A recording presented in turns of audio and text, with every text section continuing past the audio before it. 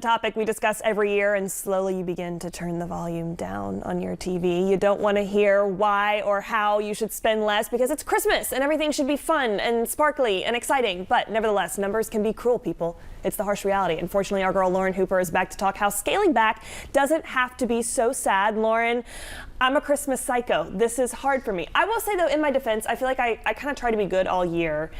And then Christmas comes and suddenly I'm like, oh, now's the time to eat out with friends or the gift exchange or buy that really special thing for my grandma. At what point though do we kind of have to say no?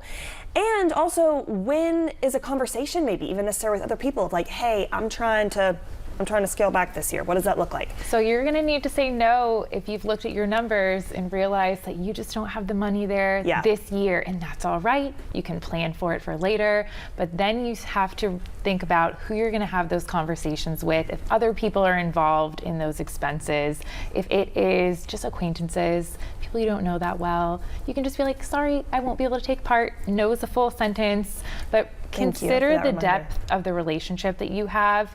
Is it someone you're really close with? Is it a family member?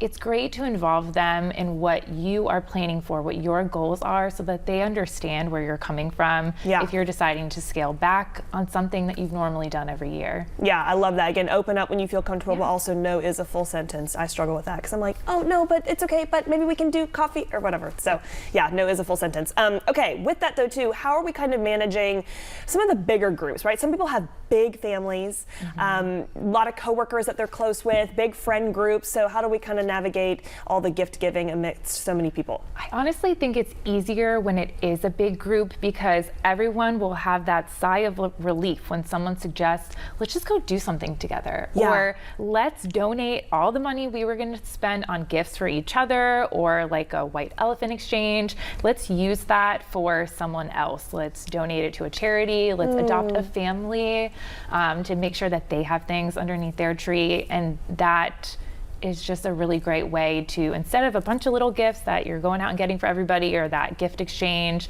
to really do some good with that money. Yeah, and I think because a lot of people forget, a lot of stuff this time of year is kind of wasteful. Like food, so much food gets thrown away, wrapping paper. You have some good alternatives for this. I do. It's really tough, and it just comes down to planning. I know Thanksgiving is next week, and I'm so excited. I cook a huge meal, and we have a lot of leftovers, and that's on purpose. But I always plan for what am I going to do with the extra turkey. We've got chili, we've got enchiladas, pot pies, just plan it all of different things you can do with those ingredients. Packaging, gift wrapping. That is also the area after Christmas when everybody's trash cans are filled up at the side of the road from the packaging. Think about what you can purchase that has less packaging. Can you buy it secondhand? And can you wrap it in something you don't have to throw away? There is beautiful fabric that you can get from the craft store that's not expensive. Just get like a couple yards and you kind of tie it like a little bow, put some ribbon.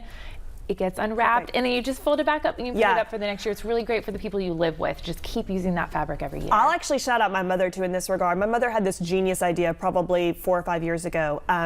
Hobby Lobby, and I'll shout them out specifically, they have a lot of those boxes that are kind of just decorated, gorgeous boxes. That's beautiful. She bought like 10 of them. Smart mama. And then all the gifts go in those boxes for years. And I bet it looks assuming you so have the good space for it. Under the tree. Oh, it does. It's everything so is just smart. it's beautifully placed. It's great. And it's the easiest. I mean, you don't have the rush of like ripping it apart. So if that's something that's a priority for you, then you kind of lose and you're that. tossing the ribbon off, but then you can gather it all up. It doesn't have to get thrown away. It's also easier to wrap fabric than I'm not good at wrapping paper. And no, it's tough. I'm tearing stuff, and that isn't recyclable. Most of it has some sort of plastic on it. It has to go in the trash. So if we can get something we can reuse, it's great. Love always the box. better. Always Love better. The Yeah, the boxes.